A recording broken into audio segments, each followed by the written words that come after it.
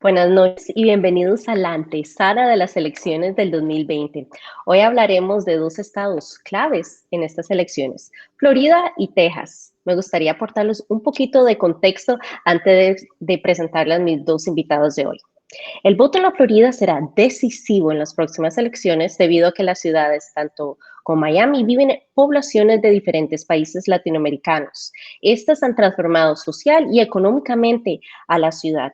También cabe recalcar que en las últimas 4 elecciones, el candidato que ganó el estado de la Florida se convirtió en presidente. Por su parte, Texas, la importancia de este estado es indudable. Casi 40 años como sólido estado republicano, Texas asoma a una transformación política, con ecos que han resonado en el resto del país. Podría ser que los cambios demográficos, migratorios y sociales están a punto de hacer la joya electoral del sur se vuelva demócrata. Bueno, con estas preguntas y muchas más empezamos hoy. Quiero darle muchísimas gracias y presentarles a mis queridos invitados, a Vladimir Klisinger, que él es comunicador social y director de América Noticia. Bienvenido. Rita, encantado de saludarte, igual a Giancarlos.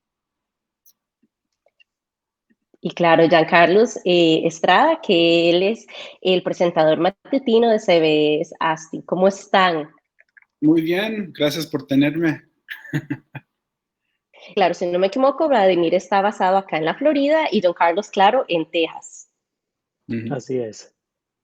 Bueno, entonces empecemos por acá, pero antes quiero recordarle a nuestra audiencia de que esté pendiente, que comentes, vamos a estar muy pendientes al chat si tienen alguna duda, inquietud y claro que partan el en vivo, que esta es información importante para nuestra comunidad latina.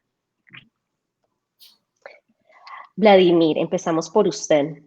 Hay mucha información y recursos en el estudio para saber cómo la votación de la población cubana en la Florida. Sin embargo, no se dispone de fuentes confiables para determinar la cantidad exacta de votantes y su inclinación política de grupos como lo son los colombianos, venezolanos, puertorriqueños. ¿Usted cree que los candidatos en estas elecciones trataron de hacer campaña para esos grupos específicos?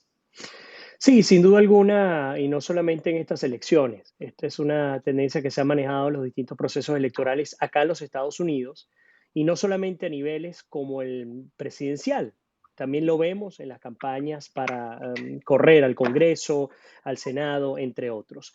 Ahora bien, algo que hace fascinantemente interesante esta elección tiene que ver con dos elementos fundamentales. El primero es el altísimo nivel de segmentación que hay del público. ¿Qué significa esto para ustedes que están conectados con nosotros en este momento? Bueno, significa que anteriormente, digamos, para hacer un paralelismo, anteriormente era mucho más heterogénea una muestra a la hora de seleccionarle, a la hora de determinar cuáles eran los resultados en torno, por ejemplo, a preferencia electoral. Ahora no, ahora es mucho más homogénea, por lo tanto, digo homogénea en función a todos y cada uno de los subgrupos o segmentos que se encuentran para un total de la población, lo que hace mucho más difícil poder llegar hasta allá. Esto es el primer elemento. El segundo elemento, entendiendo que el 17% del padrón electoral acá en los Estados Unidos, pues es de los hispanos, así que estamos hablando que casi 2 de cada 10 personas que votan son hispanas, así que es un porcentaje importantísimo. Pues por supuesto, esto hace que ambos partidos, tanto el demócrata como el republicano, tengan que salir a pelear la batalla en el caso de la población hispana. Una población hispana que sí, ciertamente ha votado tradicionalmente demócrata. Sin embargo, esto no quiere decir que sea homogénea. ¿Por qué? Porque no es lo mismo, aprovechando que Giancarlos está en Texas, no es lo mismo la población hispana en Texas o en California o en Nueva York a la que se encuentra en Atlanta, a la que se encuentra en Miami, incluso a la que se encuentra aquí en la Florida. Así que esto ha obligado a los candidatos a buscarse, a pelearse estos espacios en función a la densidad poblacional y demográfica de la población, principalmente las grandes ciudades centro y sur, incluyendo, por supuesto, ciudades como Houston, como Dallas, entre otras, por supuesto, en la Florida, Miami, Orlando, que tiene una población enorme puertorriqueña, pero también hacia el centro y la costa este de los Estados Unidos. Claro, entonces, claro, como se decía, no es un grupo de que vote completamente igual, hay diferentes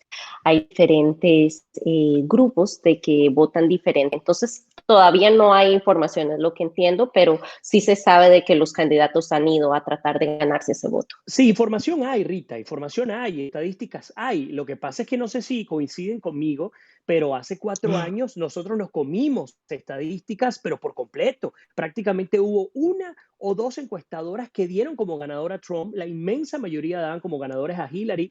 Algunos pudieran decir, Sí. bueno, pero es que hay que asumir que estaban hablando de voto total. No, también cuando íbamos estado por estado, también se daba ganadora a Hillary Clinton por demócrata y hubo un gravísimo error en términos de cómo se manejaba el tema de las encuestas. Por lo tanto, sí, hasta el momento las encuestas con las que yo dispongo y que seguramente ustedes también habrán tenido acceso a ellas, indican que la mayoría de la población hispana, latina, va a votar demócrata. Ahora, la mayoría en términos de porcentaje, menos del 60%, estamos hablando que es ligeramente mayor a la población blanca, estamos hablando de cerca de un 10 al 12% de los que, según las encuestadoras, yo no puedo dar fe de que esto sea así hasta el día de mañana, pero según las Basándose en los encuestadoras datos. y basándose en los datos y como ellos los recogieron, y no es porque yo esté a favor de uno o del otro, pero insisto, tenemos un antecedente importante y reciente, según estas encuestadoras, la mayoría, es decir, casi entre 5 y 6 personas, básicamente 6 personas de cada 10 hispanos votarían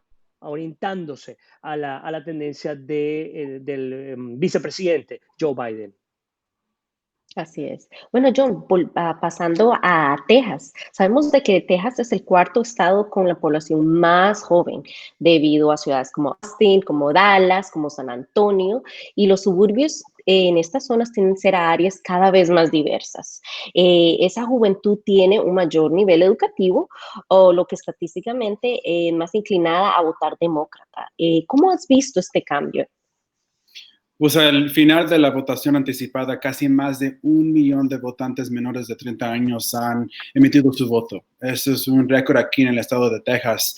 Yo creo mucho que los votantes jóvenes son votantes latinos que son segunda generación, second generation. Yo creo que muchos son adoptando el estilo americano completamente. Yo creo que votando es cool again, es parte de ser americano. Han adoptado completamente el estilo americano, es por eso que están votando. Para mí también el voto de los jóvenes es algo que ayuda al partido Democrat en las ciudades de Austin, Houston, Dallas y San Antonio. Esos son si los jóvenes continúan a votar, es posible que signifique un cambio grande en el estado de Texas, porque si miran a las mapas de los elections, las ciudades de Dallas, San Antonio, Austin son unas manchas azules en el estado de Texas que es bien rojo. It's very red, it's very Republican. En un mar rojo completamente.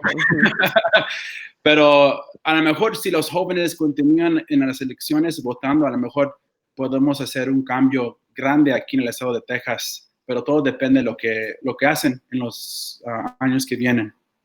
Y hay que tener mucho cuidado, y me disculpan que los ataje allí, qué bueno lo que está comentando Jan, porque aunque Texas ha sido un estado tradicionalmente republicano, hoy día la brecha en la que el presidente Donald Trump está a la cabeza es de acaso 1.1%, es decir, está por debajo del error muestral. Cualquier cosa puede pasar el día de mañana en Texas. Esto todo pareciera ser que va a ser un final de fotografía en las elecciones del día de mañana, y el mejor ejemplo es pelearse un estado como Texas. Si el presidente Trump pierde Texas, pierde la elección de los Estados Unidos. Son 38 superelectores, no es cualquier cosa. Después de California estamos entendiendo la magnitud del estado de Texas, así que pues va a ser determinante, y todavía no está cantado, siendo un estado republicano, aún no está cantada la victoria del presidente Donald Trump. Y también estamos escuchando a los jóvenes cuando están votando. Tuvimos una historia la semana pasada. Los temas que los jóvenes están votando es el medio ambiente, the environment, el racismo, la atención médica también. Esas son cosas que alinean con el Partido Democrático también. So, I think bastante de esos jóvenes, si continúan a votar, a lo mejor el estado de Texas va a ser azul o purple at the very least. Sí, claro, y es importante lo que ustedes están diciendo. Tal vez lo interesante de estas elecciones que lo están haciendo histórica, porque como decíamos al principio, normalmente este estado es rojo, pero ahora están saliendo estas pequeñas manchitas moradas, como decía. Entonces, Vladimir, es un final de fotografía, es nariz a nariz totalmente. Así es, y está pasando, este fenómeno está pasando no solamente con el caso de Texas, con el caso de Florida, que es justamente donde estoy, es otro caso muy similar, y aquí tengo las cifras más recientes, y en este caso Biden, imagínense, Biden estaría a la cabeza de Florida, pero a 1.8 puntos porcentuales. Volvemos al punto. Interesantísimo ver el margen de error que están manejando las encuestadoras acá en Estados Unidos. Está entre 3 y 5%, algo que particularmente me parece que es muy alto para manejar procesos metodológicos y de encuestas, pero de cualquier manera, en lo que es la Florida, lo que es Ohio, lo que es North Carolina, lo que es Arizona, lo que es, Wisconsin, no, Iowa, Texas, bueno, pues definitivamente Pensilvania, están todos por debajo del margen de error, por lo tanto, es una locura.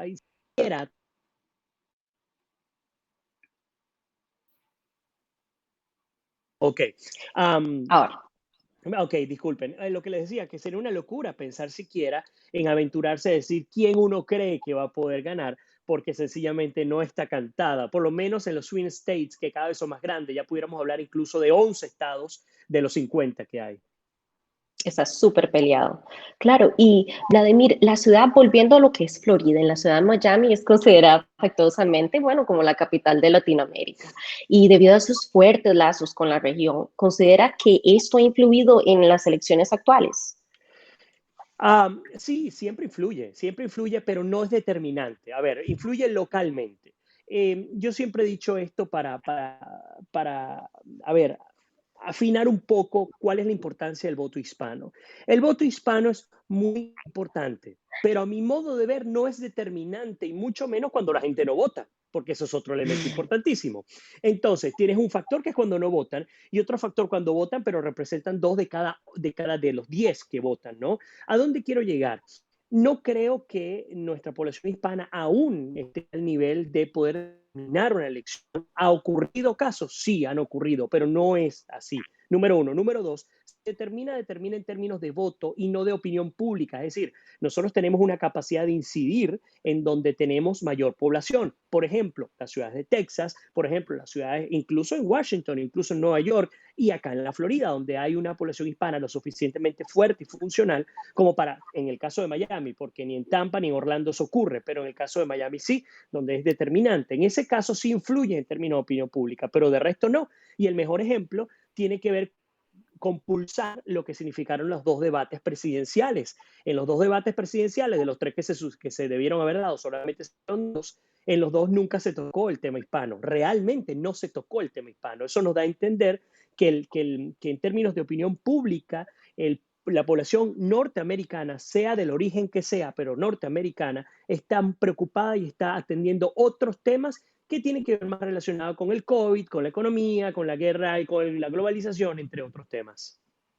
Qué interesante. Entonces, claro, está hablando de la importancia en sí del voto latino, pero estamos viendo que el factor de que no haya suficiente asistencia históricamente latina, eso es lo que ha tornado un poquito más bajo. No lo había considerado. Qué interesante. Bueno, más o menos en esto vamos para de nuevo a Texas, John Carlos. Actualmente los hispanos ya son el condado electoral de más potencial crecimiento en su estado de Texas. Sin embargo, históricamente lo que decíamos, no votan con tanta frecuencia. ¿Cuáles son las opciones para este grupo de votantes? Pues esa es la gran pregunta ahorita. ¿Votarán los latinos aquí en Texas? Los expertos políticos han estado hablando de ese gigante durmiendo, el voto latino, pero debemos que ver si va a pasar esta elección. Sin embargo, este año podría ser el año porque estamos hablando de la competición con Biden y Trump y está bien cerca aquí en Texas. Los números nunca los he visto así, living here all my life. haven't seen them like this. Pero la campaña de Biden sí está contando en el voto latino, pero si miras afuera de las ciudades grandes como Dallas, Houston, San Antonio, Austin, si manejas afuera de la ciudad de aquí de Austin, hay bastante gente que todavía porta Trump en grandes números y también todos los latinos. El voto latino no es monolítico, es la misma cosa en Florida, es la misma cosa en Arizona. Hay latinos que sí van a votar por Trump y ese es el número que ahorita no sabemos what's going to happen, qué va a pasar. Claro, y eso es un tema que vamos a expandir un poquitico con Vladimir, tal vez de la llamativa para latinos por Trump, pero pasemos ahora a la religión, que yo creo que es un tema de que importa mucho en la comunidad latina. Vladimir, es un papel muy importante en estas elecciones y los grupos latinos tienden a ser evangélicos, católicos y de alguna denominación cristiana. ¿De qué forma los candidatos han desarrollado este tema tan sensible en estos grupos? Fíjate que es muy interesante tu pregunta, porque yo veo que hay una especie de disyuntiva en la población hispana, porque el que es tradicionalmente evangélico o católico, uno pudiera asociarlo a ser tradicionalmente conservador, y el que es tradicionalmente conservador es tradicionalmente republicano. Estoy haciendo paralelismos hasta de cantar al tema de Trump. Sin embargo, hablando de población hispana, hay otros temas que, por supuesto, dan en la llaga, digamos, ¿no? Te dan duro en la herida, como por ejemplo los TPS para Centroamérica, los tratados de protección, por ejemplo, que se ha pedido para Venezuela, el tema de la separación de los padres y los hijos en la frontera. Hay temas que el tema de la construcción del muro, o, por ejemplo, para no hablar solamente del lado de Trump, el tema de Biden y decir, bueno, porque el presidente Obama fue el presidente que mayor cantidad de hispanos deportó en la historia republicana de los Estados Unidos. Es decir, de lado y lado hay elementos que hacen ruido, pero pues actualmente siendo Trump el presidente, hace también muchísimo ruido con respecto a la población hispana. Ahora, qué interesante ver que si nosotros tomamos un avión en este momento y nos vamos hasta Miami y nos sentamos con la población cubana, prácticamente nada de lo que les acabo de decir es un problema. ¿Por qué? Porque el presidente Trump ha logrado meterse en el bolsillo a la población hispana más importante al sur de Estados Unidos, que es por supuesto la población cubana, y por supuesto también se ha metido en el bolsillo a la población venezolana, que en este momento no es representativa, pero lo va a ser en algún momento al sur de la Florida. Pero insisto, y así como lo decía Giancarlo, no es exactamente el mismo resultado al que puede tener una población hispana que se encuentra en El Paso, Texas, por decir algo. Es decir, la lectura es totalmente distinta. ¿Cuál va a ser el resultado? El outcome va a ser, bueno, quién va a ganar en términos de población hispana, tanto en la Florida como en California, como en Texas. Ahí es donde vamos a ver la diferencia. Preguntan, ahí yo sí me aventuro. Yo creo que si la población cubana se mueve con suficiente fuerza, al menos el voto hispano de la Florida va, así sea por un punto o por 0.5 puntos, va a terminar decantando por el presidente Donald Trump. Eso es lo que creo que podría ocurrir, porque es muy fuerte la cubana al sur de la Florida. Ahora, vamos a ver qué va a pasar. ¿Está cantado o no? Aún no está cantado. Claro, es por lo que decíamos, el grupo, bueno, se ha organizado, como decíamos al principio de la entrevista, tal vez por eso es que hay más recursos sobre la votación cubana, Sí. pero sí, nos volvemos a lo del tema de la De la religión, que religión. es importante, claro. Entonces, esto es más o menos donde están las líneas partidarias de que si tienen, digamos, al aborto, cosas muy conservadoras, como usted decía, que si usted es religioso latino, se podría hacer... se podía asumir de que es conservador, pero también está el lado demócrata que es como más el cuerpo de la mujer es de su opción, y hemos visto tal vez en Latinoamérica ese tipo de ecos por, claro, todas las protestas. Entonces, si consideramos este tema, ¿qué nos podría decir? ¿Cómo lo han manejado las campañas? Bueno, yo creo que Donald Trump ha capitalizado muy de cerca al voto duro religioso. Yo creo que si es un voto religioso, va a votar esa es la lectura que le puedo dar. Él ha hablado muy fuertemente en contra de todo el tema del aborto, de algunos derechos que incluso se habían alcanzado previamente y que ha manifestado no apoyarlos, etc. No estoy hablando vuelo de pájaro, como decimos, ¿no? Sin embargo, sí creo que a diferencia de Biden, que por supuesto apoya y maneja la tendencia liberal, en el caso de la población religiosamente activa, que participa en iglesias, que hace vida activa en las iglesias, considero que la inmensa mayoría va a terminar decantando por el presidente Donald Trump. Insisto, a partir de cómo ha manejado Trump el discurso religioso, Biden ha intentado capitalizarlo. Yo creo que ahí Biden no ha logrado llegar a esa población. Así es. Y algo que hay que tener en cuenta es de que normalmente las comunidades religiosas tienden a ser organizadas políticas porque ya están en grupos. Entonces es algo de considerar que si se gana este grupo, puede ser de que haya bastantes votos ya organizados. Y Sí, continuando en el tema, uh-huh. dígame, Adelante, disculpe. dígame, No, claro. bueno, lo que quería decir allí, y no es solamente un tema de población religiosa norteamericana, blanca, negra, etcétera, va a votar.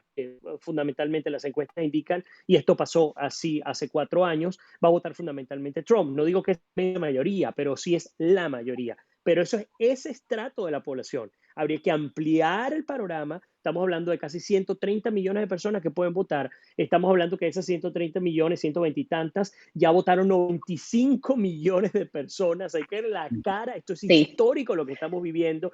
Es histórico la primera votación en pandemia, la primera votación en la que se alcanzan 3/4 partes de lo que se votó hace 4 años. Es decir, lo que estamos viendo va a marcar un antes y un después, sin duda alguna, en la política electoral de los Estados Unidos.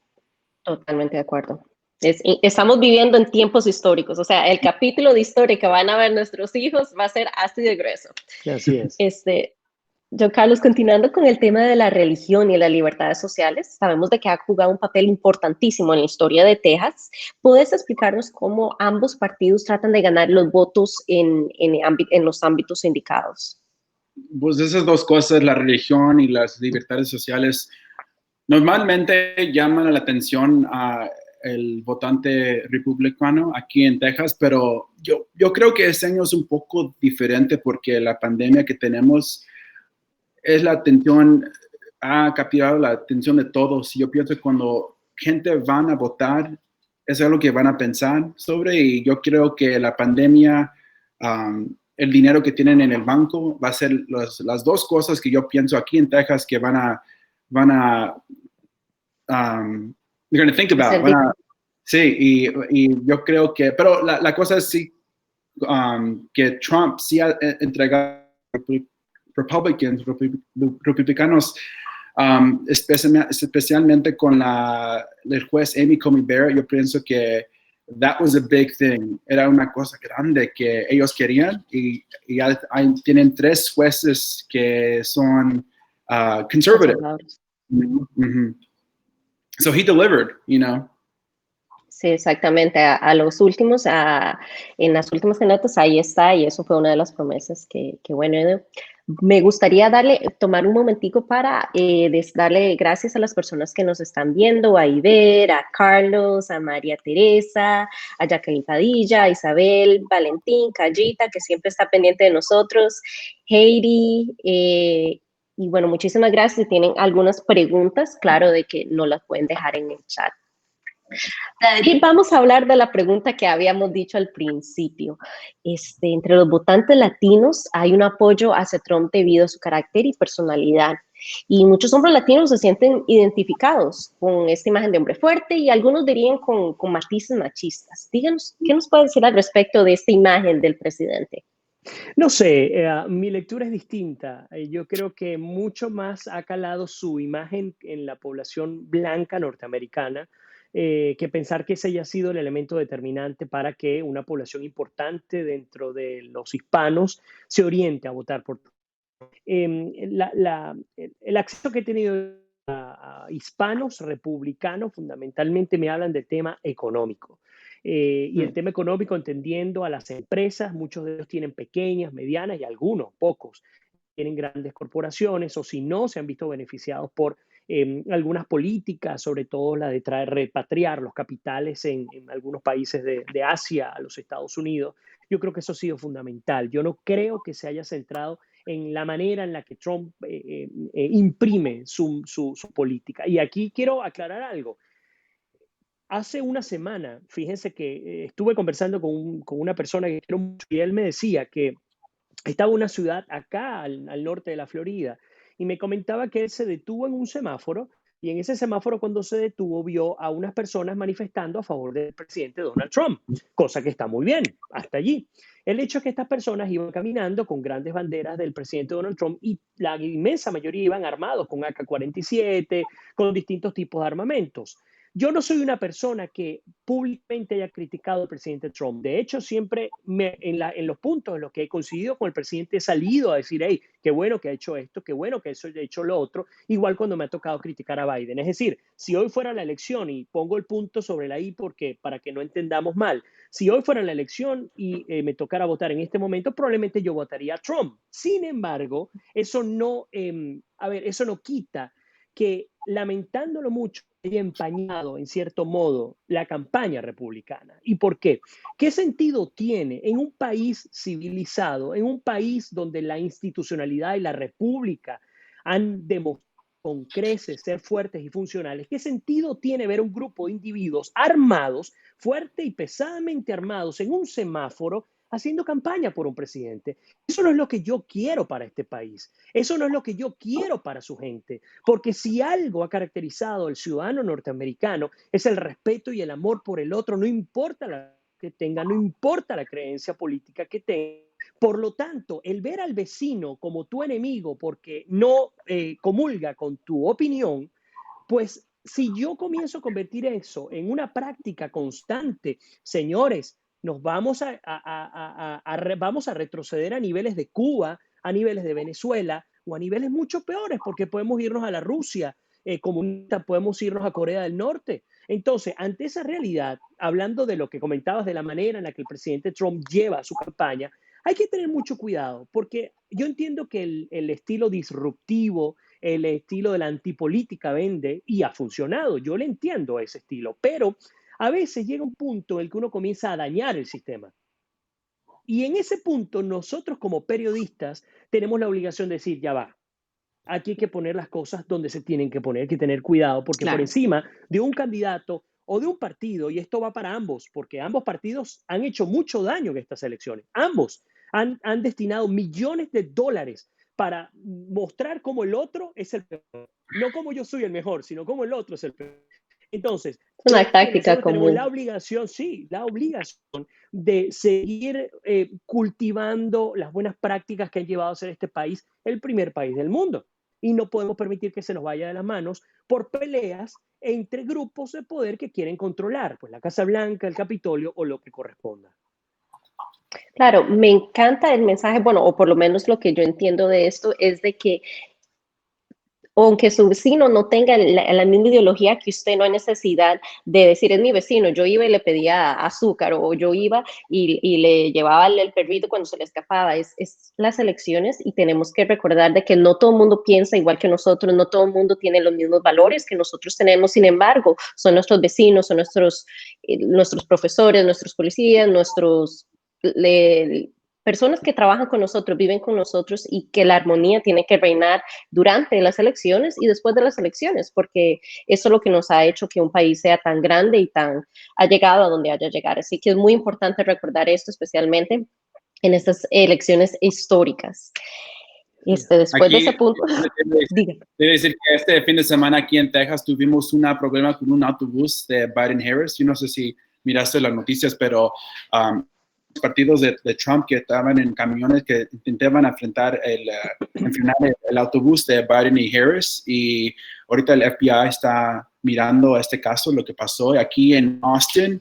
El gobernador tiene la National Guard, lo tiene como después de las elecciones, a lo mejor los tienen aquí para proteger las personas aquí después de yo no sé si teniendo Trump en el White House íbamos a tener eso después de las elecciones, pero aquí estamos en este momento cuando tenemos todo, we're preparing for what could happen, and it's not a good thing. No es algo que queremos, pero we're here, you know. Totalmente. Vladir, vi que estaba diciendo que no conocía la noticia. Corríjame, John, si tengo algún detalle que no esté correcto. Ese fin de semana había un bus de campaña de Biden que tenía todo lo que era de Biden, y simpatizantes de Trump y buses de Trump lo rodearon y lo hicieron para un lado, que eso desató, bueno, mucha efervescencia social, que de ahí es donde viene la Guardia Nacional para tratar de proteger a las personas que están apoyando a Trump. Y claro, la Casa Blanca, incluyendo el presidente, dio respuestas de que estaban tratando de protegerlos, de que no era con intención negativa, pero las personas dentro del bus de Biden, claro, pensaron lo opuesto y se sintieron intimidadas por la Sí. acción de los simpatizantes de Trump. Y es lamentable, sí, eso hay que rechazarlo abiertamente, eso no tenemos por qué tener ningún tipo de miedo a la hora de rechazarlo. E igual ocurre con las protestas a lo largo y ancho de los Estados Unidos, es decir, aquí podemos pasar 4 horas demostrando cómo se han hecho las cosas mal de lado y lado. En las protestas nosotros, por ejemplo, acá en la Florida, hubo investigaciones periodísticas independientes que determinaron que los riots y las protestas que supuestamente estaban procurando defender el derecho a la población afroamericana, etcétera, pues detrás de ella había grupos formales comunistas, sobre todo hispanos, que estaban allí, que estaban actuando a sueldo, y eso, por supuesto, a quien procuraba afectar. ¿A dónde quiero llegar? Es, sin duda alguna, nosotros tenemos la obligación y el deber de rechazar todo aquello que represente violencia en el país. Punto. De dónde venga, no puede haber ningún tipo de justificación, sea el grupo que sea. Y eso no le corresponde solamente a los políticos, también nos corresponde a nosotros como ciudadanos, también nos corresponde a nosotros como líderes sociales.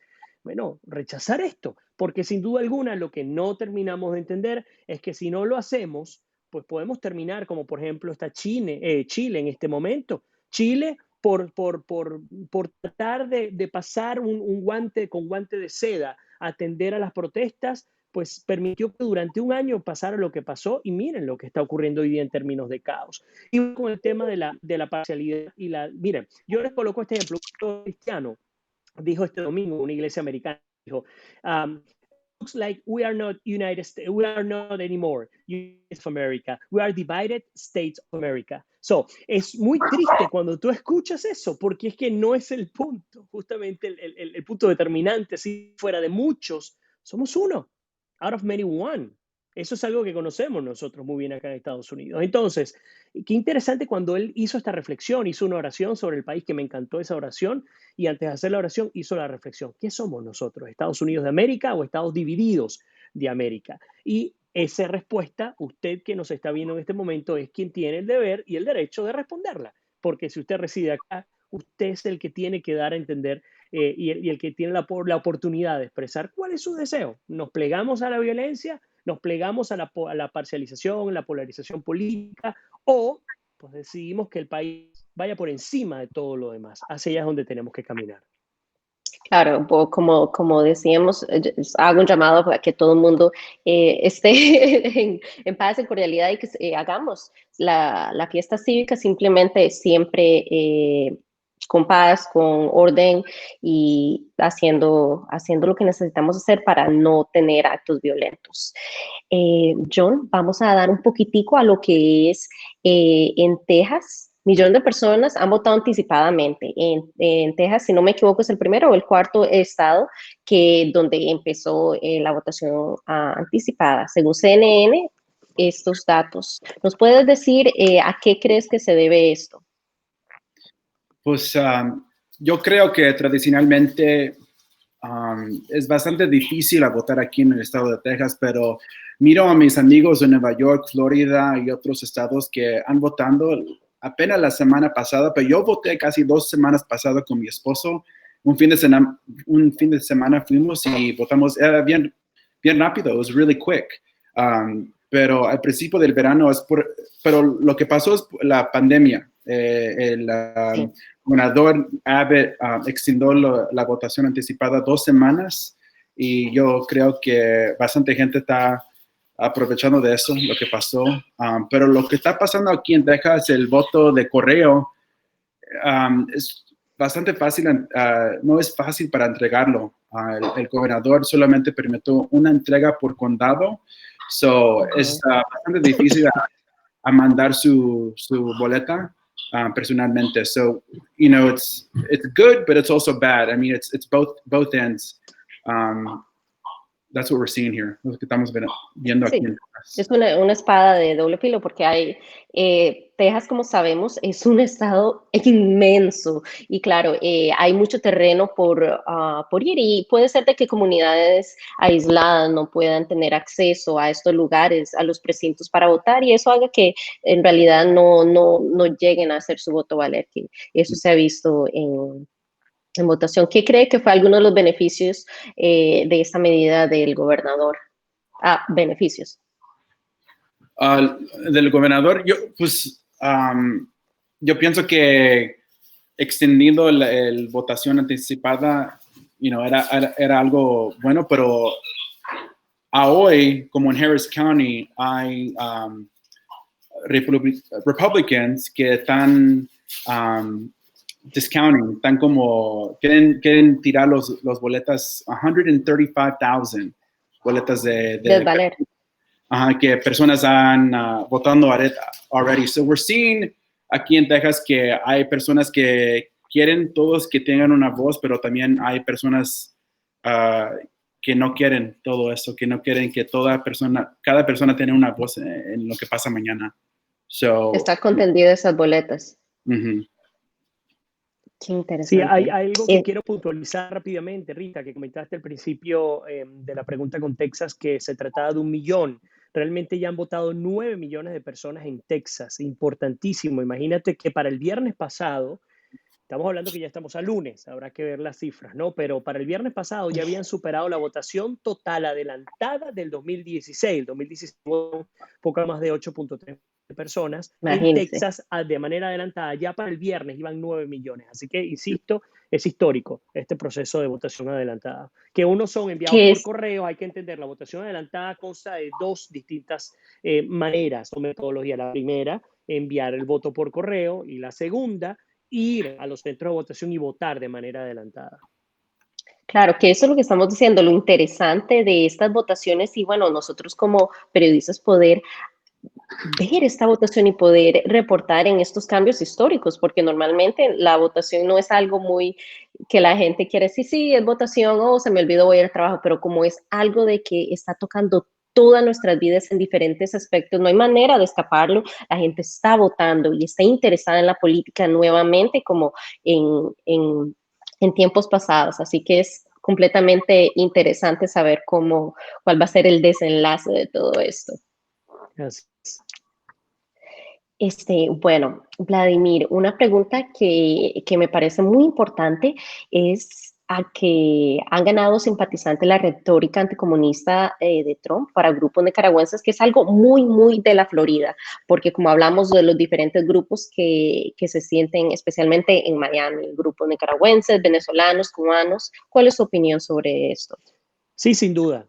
Yo soy venezolano y no solamente por ser venezolano, por ser periodista, me toca y he cubierto eventos y actividades muy importantes, multitudinarias de nicaragüenses, cubanos y venezolanos. Y la inmensa mayoría ha comprado completamente o casi completamente el discurso del presidente Donald Trump en torno a su postura en contra digamos, de los estados criminales o los regímenes comunistas que hay en el continente. Ahora bien, no es total, sino casi totalmente. Aunque no me lo has preguntado, seguramente la pregunta de quienes nos están viendo es ¿por qué casi totalmente? La respuesta es porque todavía continúan. Daniel Ortega sigue en Nicaragua, Miguel Díaz-Canel en Cuba y Maduro en Venezuela. Entonces, ante esa realidad, hay personas que dicen, bueno, todo es mucho bluff o es mucho bla, bla, bla. El bloqueo no ha funcionado. En el caso de Venezuela, el bloqueo se impuso el 5 de agosto del 2019. Año y tantos meses después, Maduro sigue en el Palacio de Miraflores, en la ciudad de Caracas, y pues muchas personas comienzan a decir esto no queda más allá de un tema de discurso. Mucho peor cuando vas al debate, a los 2 debates presidenciales y no se tocó ninguno de estos 3 países.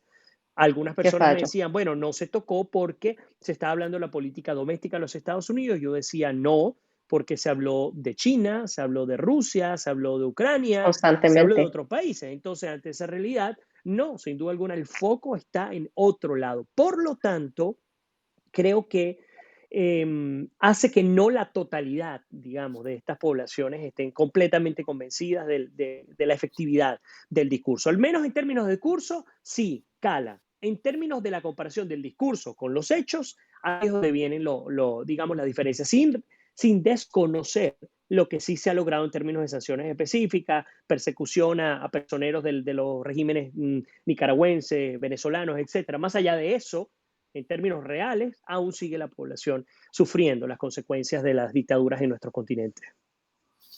Así es. Y claro, esto, los latinos que vivimos acá y tenemos lazos todavía, nuestra familia vive allá, etcétera, esto es algo que realmente nos importa, porque es algo que yo he visto y he recalcado mucho en el programa, es de que nosotros estamos votando por las personas en otros países que son afectadas directamente por estas políticas, pero no pueden votar, obviamente. Entonces, es algo de importancia, por ejemplo, para nosotros. Estas tres preguntas es para ustedes dos. ¿Qué podemos esperar mañana para las elecciones de la Florida y de Texas? ¿Quieres empezar, Giancarlos? Pues yo creo que Texas mañana va a ser una gran historia mañana. No hay duda que Texas sí es rojo, Republican, pero con todo lo que está cambiando con la pandemia, con el voto joven, yo creo que a lo mejor vamos a ver la ola azul, the blue wave, que hemos hablado de años aquí en el estado de Texas. Sí pasa que Texas voto demócrata, es por el voto joven, también el voto latino, que es un gigante durmiendo que se despierta mañana, y mucho más. Será interesante ver todos los votos y cómo mañana pasa, pero yo creo que si se cambia a azul, Texas, it's going to be a big story. Va a ser histórico. Bien grande, histórico. Pero es por los jóvenes y también latinos, yo pienso, sí pasa. And I think it's going to be very close. Very close. Como que decíamos, el final de foto me parece la imagen correcta porque van ahí nariz en nariz. Primero uno, y después va el otro, y después va el otro. Entonces realmente hasta mañana es que vamos a poder saber. Vladimir. Yeah, it's happening the same thing here. Yo creo que los jóvenes apenas votan la primera vez, la mayoría vota demócrata, eso es la lectura que le doy. Esa lectura se le puede dar a los jóvenes en todo el país, a lo largo y ancho de Estados Unidos. Eso es uno de los fenómenos que vale la pena destacar. En segundo lugar, con las votaciones adelantadas, ya hacia las 8 de la noche, vamos a comenzar a recibir reportes importantes que nos van a poder acercar mucho, ya que pueden pasar dos cosas. La primera puede ser que vamos a ver un porcentaje muy alto de personas que pudieron apoyar al candidato Biden. Eso no quiere decir que la tendencia se mantenga, habrá que esperar, pero si es así, es muy dramática la tendencia, eso significa que la mayoría de los que votaron anticipadamente votaron a favor de Biden, porque justamente era algo que Trump no quería, que se votara justamente más cerca del proceso de elecciones. Este es el primer elemento. El segundo elemento, hay una encuestadora que hace 4 años estuvo prácticamente en contra de todas las demás, en esta oportunidad nuevamente lo está, y ellos dicen, el agente de Trafalgar, ellos dicen, definitivamente el voto republicano es un voto escondido, y no solo el republicano, el voto trumpista es un voto oculto, asume que las encuestadoras, que los fake news están allí en la calle buscando hacer daño, y cuando llaman, esta gente simplemente miente para desvirtuar la validez metodológica. Esto puede hacer incluso el reconocido documentalista norteamericano Michael Moore, que es demócrata, salió a decirlo: hey, señores, lo que ustedes vean de ventaja a Biden, llévenlo a la mitad, bájenlo a la mitad, porque la realidad no es como la están viendo. Entonces, mi opinión y mi recomendación para todos los que nos están viendo en este momento, aquellos que tienen capacidad para votar, salgan y voten si no lo han hecho, y si lo hicieron, bueno, pues ejerzan la bendición de vivir en un país como este, bueno, pues monitoreando el resultado electoral, monitoreando el día de mañana, va a ser un día histórico, pero al fin y al cabo, trabajando, cuidando a su familia y siguiendo adelante. El mundo no se va a acabar. Yo se lo he dicho tanto a demócratas como a republicanos. El mundo no se va a acabar si gana Trump o si gana Biden. El mundo va a seguir viviendo y pues bueno, en el peor o en el mejor de los casos, dependiendo de cuál sea su orientación, va a tener que calarse 4 años más a uno o a otro, como usted lo quiera ver. De cualquier manera, lo importante es que tenemos que seguir, insisto, reforzando y construyendo y aportando y sumando a un país como este para hacerlo cada vez mejor, incluyendo el tema político, que hay mucho por mejorar, mucho por pulir acá, sí, muchísimo por pulir y espero que en algún momento cuando tengamos cada vez más fuerza, ese gigante dormido, como dice Giancarlo, que sin duda alguna lo es, somos 65 millones de hispanos acá, no es cualquier cosa lo que estamos hablando, tengamos oportunidad de incidir positivamente también en este tema de las elecciones, no solamente como por votos, sino también con candidatos y con gente que por supuesto podamos llevar a los puestos más altos de la administración federal de los Estados Unidos. Claro, dos cosas que me gustaría agregar a lo que nos dijo es cierto, sí, para las personas que nos están viendo de que hablan inglés, no este domingo, no domingo que va a pasar, pero el pasado, This American Life, que es un podcast de la radio pública estadounidense, hizo una historia de justamente lo que está diciendo de las personas que llaman y todo lo que es la logística de poder tener estos números que nos dicen cuánto va Biden primero y cuánto las personas que llaman y tratan esa información. Muy interesante si es un tema que les gustaría aprender un poquito más. Y claro, como usted decía, no se va a acabar el mundo, simplemente salga a votar y asegúrese de que sus valores están representados, que eso es lo más importante que se puede sacar. Muchachos, ¿algún tema que no hayamos discutido y que les gustaría recalcar? Pues no, yo creo que básicamente esperar a ver qué va a pasar, quién se va a llevar los 270 superelectores. Hasta el momento no está cantado, insisto, no está cantado y esperemos a ver qué va a pasar en Texas. Yo voy a estar primero esperando Texas y después voy a estar esperando Florida. Con eso no me basta para saber quién va a ganar las elecciones en Estados Unidos el día de mañana. Totalmente. Si pasa Texas para ser un estado azul, it's going to be the first time since Jimmy Carter, since 1964, 44 years. So it's a big deal tomorrow. Es algo que debemos mirar a ver lo que pasa porque it's historic, es histórico. Exactamente.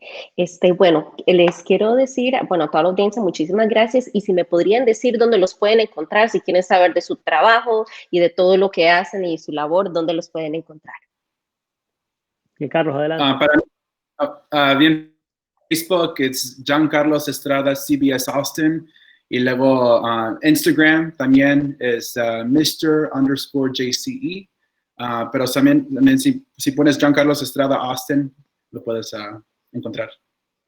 Claro, y quiero decirle de que también él tiene un podcast muy interesante con temas más livianos, no de la política, así de que Giancarlo se ha metido la mano en todo y si quiere escuchar sus opiniones en otras cosas, ahí pueden, en su Instagram también pueden ver el podcast que está lanzando. El podcast se llama Güey ¿Sabes qué? Y es así, no es política, es unas cosas de entertainment y todas las cosas latinas también.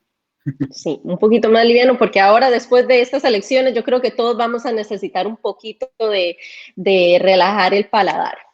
Así es, necesitaremos irnos a las playas y cuando vayan a las playas pasan y me visitan en Orlando. Lo pueden hacer en Instagram, mi nombre es un poco complicado, pero lo van a ver en el post de Rita. En Instagram me pueden ubicar por @Vladimir Kislinger o también pueden visitar mi página web vladimirslinger.com y con muchísimo cariño los recibo por casa. Claro, así que muchísimas gracias a ustedes dos. Así que pendientes toditos mañanas para las elecciones. Hay estados de que usted puede registrarse el mismo día, así de que yo tengo esta información en mi Instagram. Si usted vive en este estado, por favor, si no lo ha hecho todavía, regístrese. Tome como la señal de que tiene que ir a votar y hacer sus valores.